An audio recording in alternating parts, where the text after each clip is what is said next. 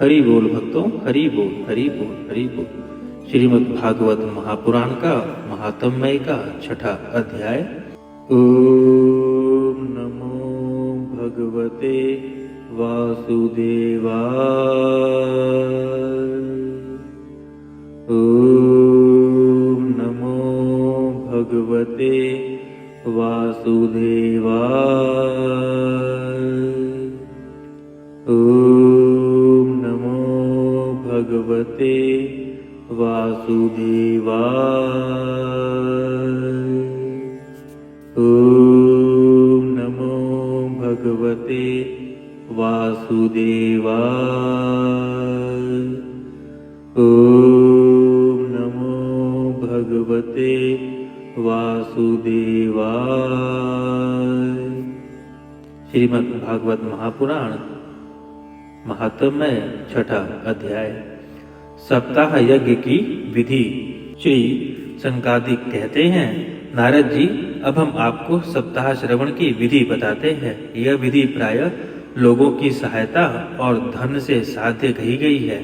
पहले तो यत्न पूर्वक ज्योतिषी को बुलाकर मुहूर्त पूछना चाहिए तथा विवाह के लिए जिस प्रकार धन का प्रबंध किया जाता है उसी प्रकार धन की व्यवस्था इसके लिए करनी चाहिए तथा आरंभ करने में भाद्रपद, अश्वनी, कार्तिक मास, मार्गशीर्ष, आषाढ़ और श्रावण ये 6 महीने श्रोताओं के लिए मोक्ष की प्राप्ति के कारण है।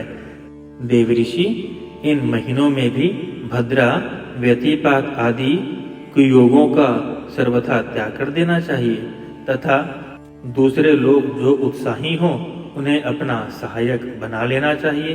आहा, मतलब भक्तों, कुयोगों का यानी कुलोगों का सर्वथा त्याग कर देना चाहिए तथा दूसरे लोग जो उत्साही हों उन्हें अपना सहायक बना लेना चाहिए। प्रयत्न करके देश देशांतर में यह संवाद भेजना चाहिए कि यहाँ कथा होगी, सब लोगों को सपरिवार पधारना चाहिए। स्त्री और शूद्रादि भगवत कथा एवं सकीर्तन से दूर पड़ गए हैं, उनको भी सूचना हो जाए, ऐसा प्रबंध करना चाहिए। ध्यान दे भक्तों, क्या कहा भगवान ने? स्त्री और शूद्रादि भगवत कथा एवं सकीर्तन से दूर पड़ गए हैं, उनको भी ये सूचना होनी चाहिए, ऐसा प्रबंध करना चाहिए। देश देश में जो विरक्त वैष्णव और हरि कीर्तन प्रेमी हो उनके पास निमंत्रण पत्र अवश्य भेजें। उसे लिखने की विधि इस प्रकार बताई गई है। महानुभावों, यहाँ 7 दिन तक सत्पुरुषों का बड़ा दुर्लभ समागम रहेगा और अपूर्व रसमयी श्रीमद् भगवत कथा होगी। आप लोग भगवत रस के रसिक हैं, अतः श्रीमद् भागवत मृत का पान करने के लिए प्रेम पूर्वक शीघ्र पधारने की कृपा करें। यदि आपको विशेष अवकाश ना हो तो भी 1 दिन के लिए अवश्य ही कृपा करनी चाहिए, क्योंकि यहाँ का तो एक क्षण भी अत्यंत दुर्लभ है। इस प्रकार विनय पूर्वक उन्हें निमंत्रित करें और जो लोग आए उनके लिए यथोचित निवास स्थान का प्रबंध करें, अर्थात रहने के लिए। कथा का श्रवण किसी तीर्थ में, वन में अथवा घर पर भी अच्छा माना गया है। जहाँ लंबा चौड़ा मैदान हो वहीं कथास्थल रखना चाहिए। भूमि का शोधन अर्थात शुद्धता शुद्ध करनी चाहिए। भूमि का शोधन, मार्जन और लेपन करके रंग बिरंग धातुओं से चौक पूरे घर की सारी सामग्री उठाकर एक कोने में रख दें। 5 दिन पहले से ही यत्न पूर्वक बहुत से बिछाने वस्त्र एकत्र कर लें तथा केले के खंभों से सुशोभित एक ऊंचा मंडप तैयार करवाएं।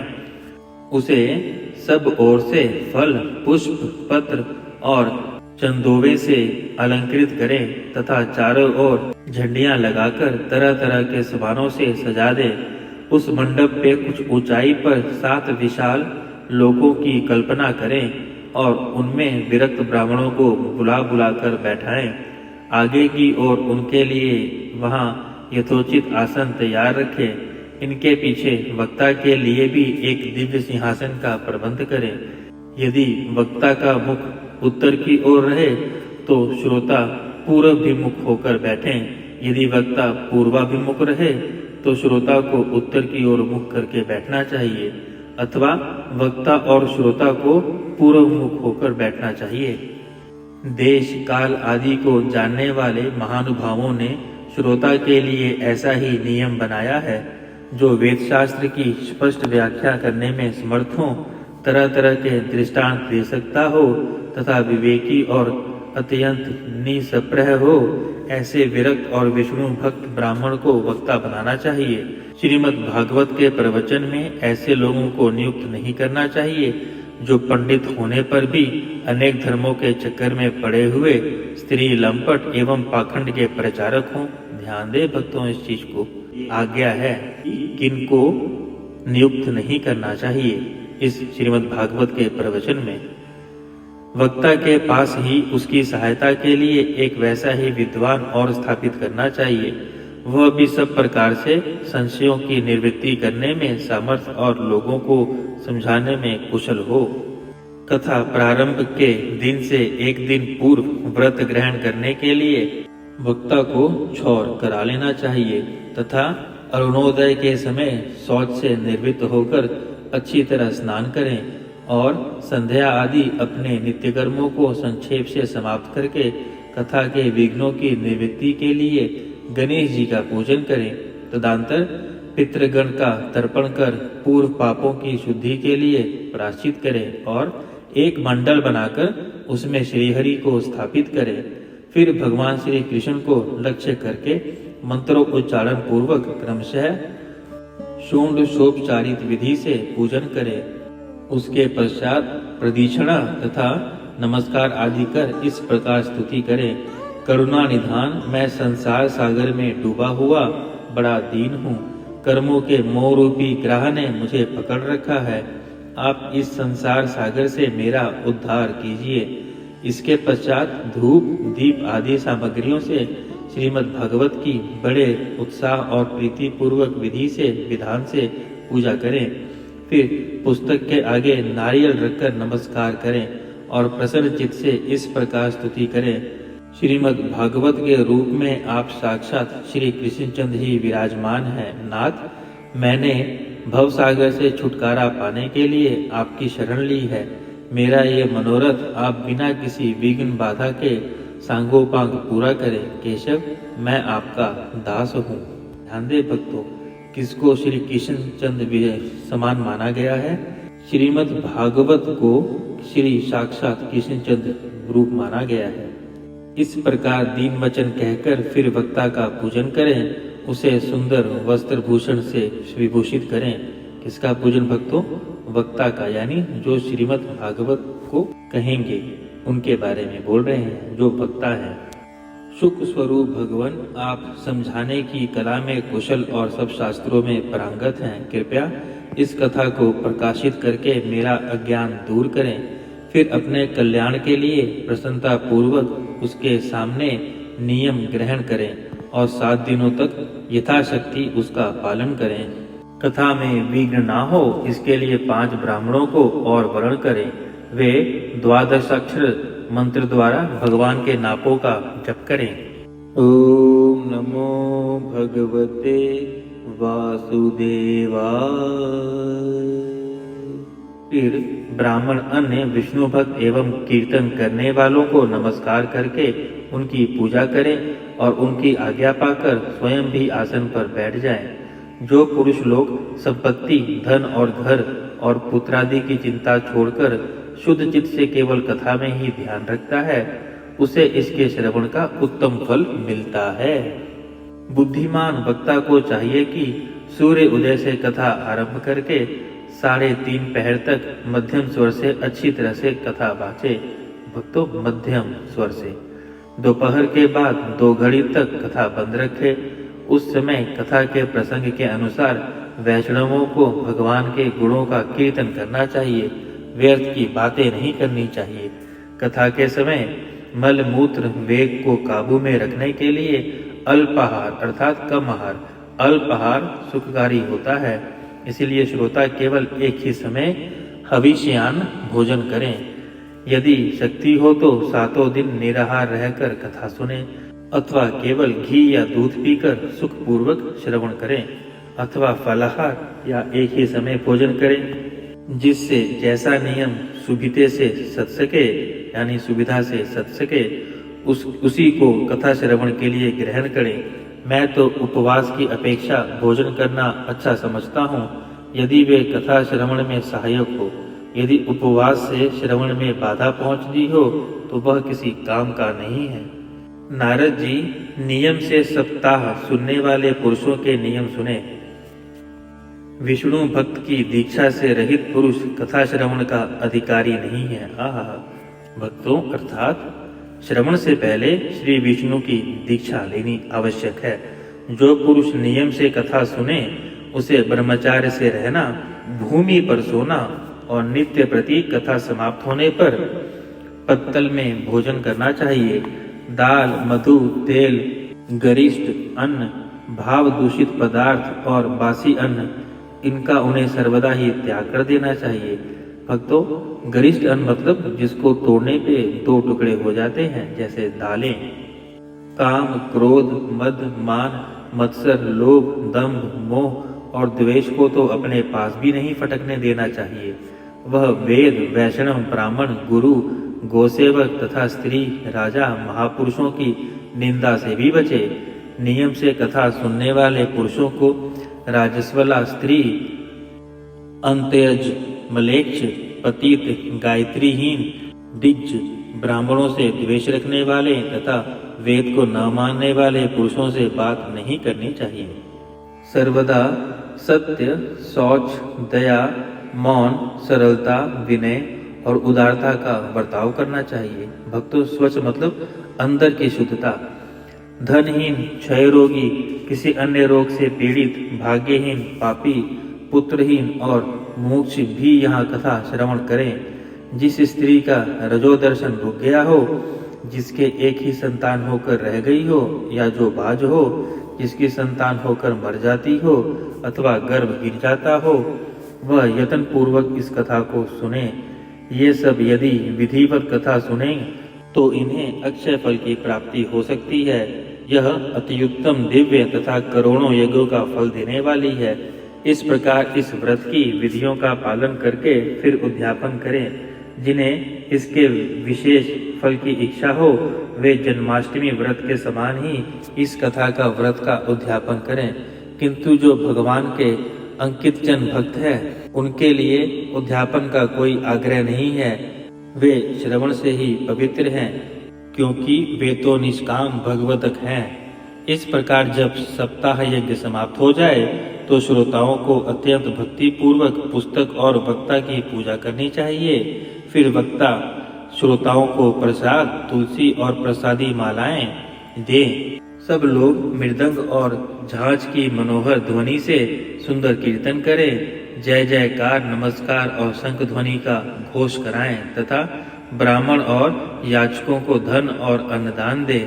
श्रोता विरक्त हो तो कर्म की शांति के लिए दूसरे दिन गीता पाठ करें। ग्रस्त हो तो हवन करें। उस हवन में दशम स्कंद का एक एक श्लोक पढ़कर विधि पूर्वक खीर, मधु, घृत, तिल और अन्न आदि सामग्रियों से आहुति दें। भक्तों ध्यान दें, हवन करें तो दशम स्कंद का एक एक श्लोक पढ़कर विधि पूर्वक, दशम स्कंद भक्तों, विधि पूर्वक खीर, मधु, घृत, तिल और अन्न आदि सामग्रियों की आहुति दें। अथवा एकाग्र चित्त से गायत्री मंत्र द्वारा हवन करें, क्योंकि तत्वतः यह महापुराण गायत्री स्वरूप ही है। होम करने की शक्ति न हो तो उसका फल प्राप्त करने के लिए ब्राह्मणों को हवन सामग्री दान करें तथा नाना प्रकार की त्रुटियों को दूर करने के लिए और विधि में जो न्यूनाधिकता रह गई हो यानी कमी रह गई हो उसके दोषों की शांति के लिए विष्णु सहस्त्र नाम का पाठ करें। उससे भी सभी कर्म सफल हो जाते हैं, क्योंकि कोई भी कर्म इससे बढ़कर नहीं है। फिर 12 ब्राह्मणों को खीर और मधु आदि उत्तम उत्तम पदार्थ खिलाएं तथा व्रत की पूर्ति के लिए गौ और स्वर्ण का दान करें। सामर्थ्य हो तो 3 तोले सोने का सिंहासन बनवाएं। उस पर सुंदर अक्षरों में लिखी हुई श्रीमद् भागवत की पोथी रखकर उसका आवाहन आदि विविध उपचारों से पूजा करें। और फिर जितेंद्रीय आचार्य को उसका वस्त्र आभूषण एवं गंध आदि से पूजन करके दक्षिणा सहित समर्पण कर दें। यों करने से वह बुद्धिमता दाता जन्म मरण के बंधनों से मुक्त हो जाता है। यह सप्ताह पारायण की विधि सब पापों की निवृत्ति करने वाली है।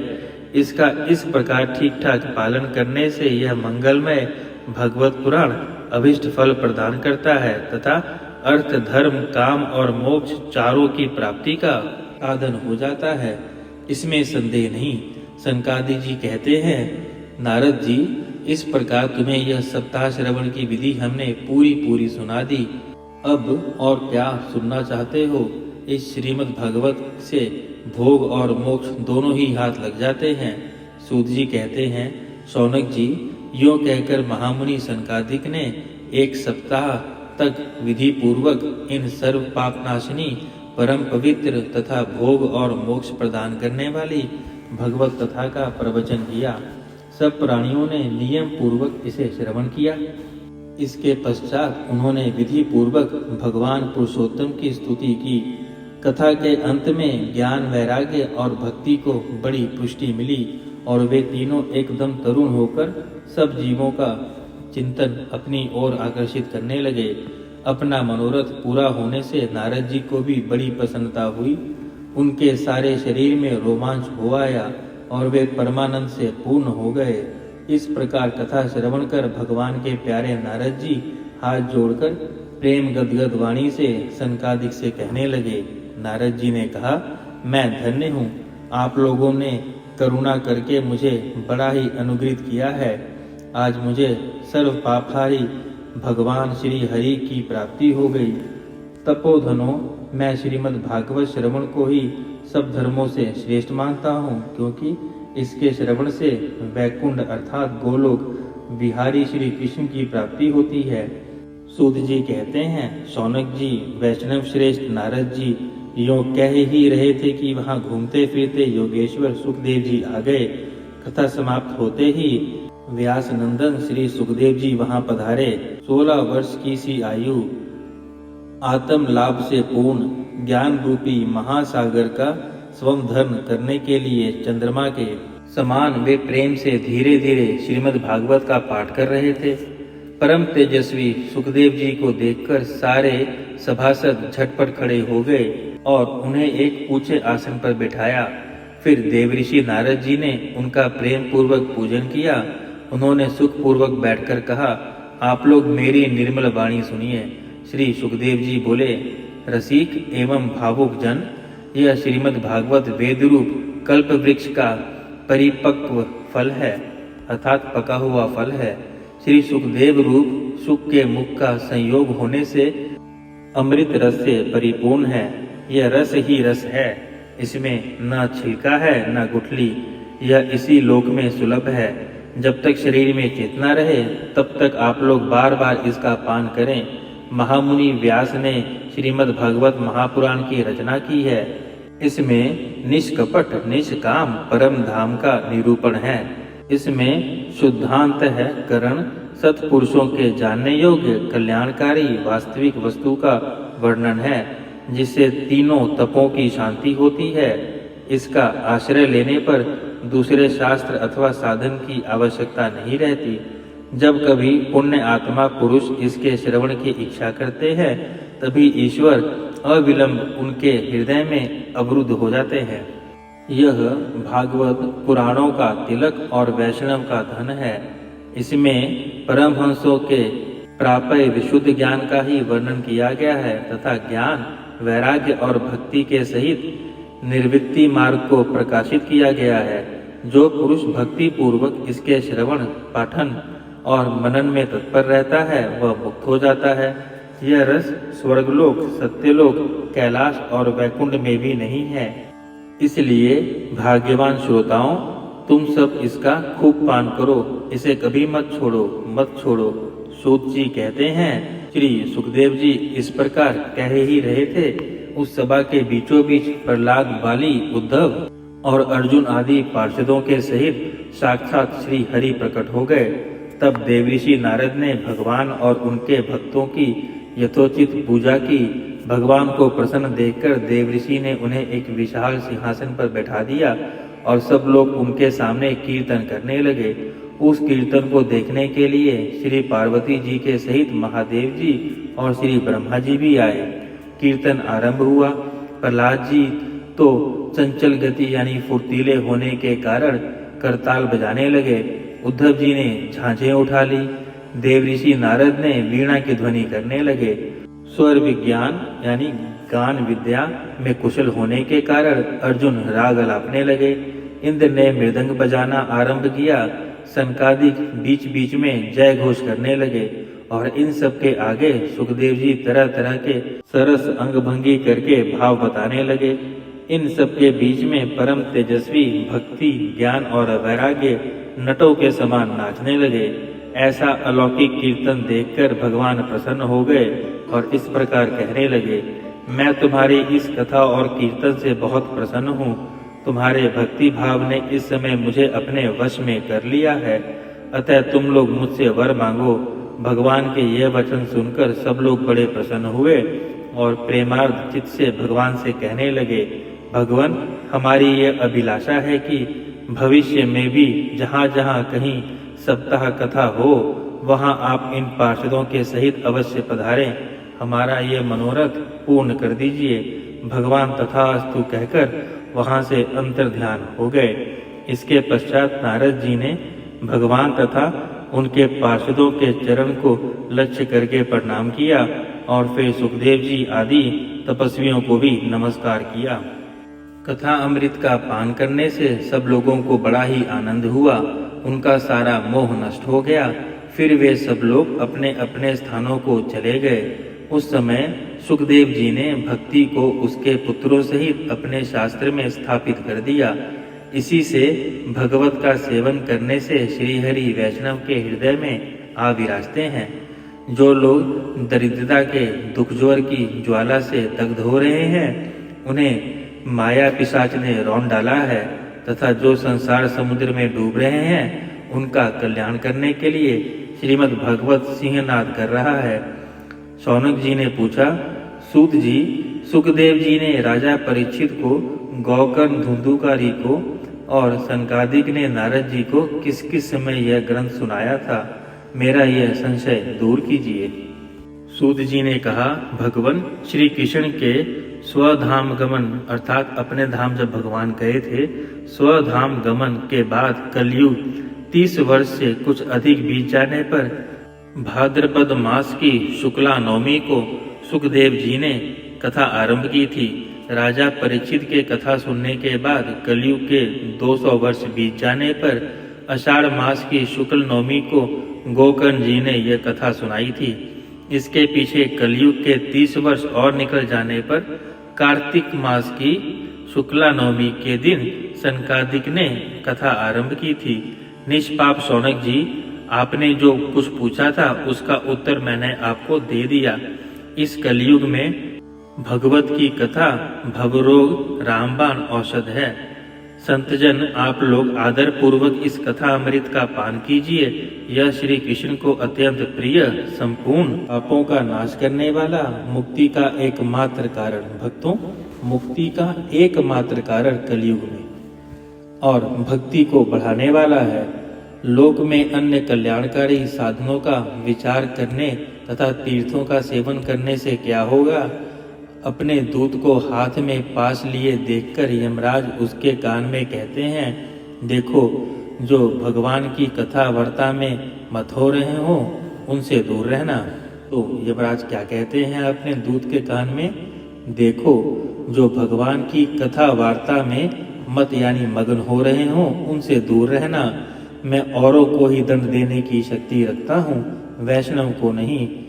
इस आसार संसार में विषय रूप विष आसक्ति के कारण व्याकुल बुद्धि वाले पुरुषों अपने कल्याण के उद्देश्य से आधे क्षण के लिए भी इस सुख कथा रूप अनुपम सुधा का पान करो। प्यारे भाइयों, निंदित कथाओं से युक्त कुपथ में व्यर्थ ही क्यों भटक रहे हो? इस कथा के कान में प्रवेश करते ही मुक्ति हो जाती है। इस बात के साक्षी राजा परीक्षित है। श्री सुखदेव जी ने प्रेम रस के प्रभाव में स्थित होकर इस कथा को कहा था। इसका जिसके कंठ से संबंध हो जाता है वह वैकुंठ का स्वामी बन जाता है। शौनक जी, मैंने अनेक शास्त्रों को देखकर आपको यह परम गोप्य यानी गोपनीय रहस्य अभी सुनाया है।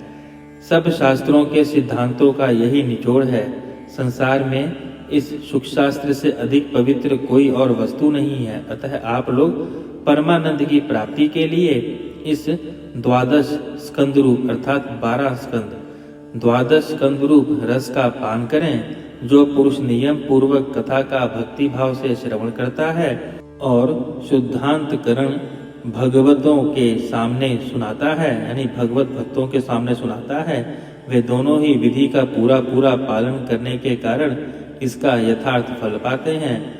उनके लिए त्रिलोकी में कुछ और भी असाध्य नहीं रह जाता। श्रीमद् भागवत महात्म्य समाप्त। हरि ओम तत्सत। श्रीमन्नारायण नारायण नारायण भजमन्नारायण नारायण नारायण श्रीमन्नारायण नारायण नारायण भजमन्नारायण नारायण नारायण श्रीमन्नारायण नारायण नारायण। हरि बोल भक्तों, हरि बोल, हरि बोल, हरि बोल।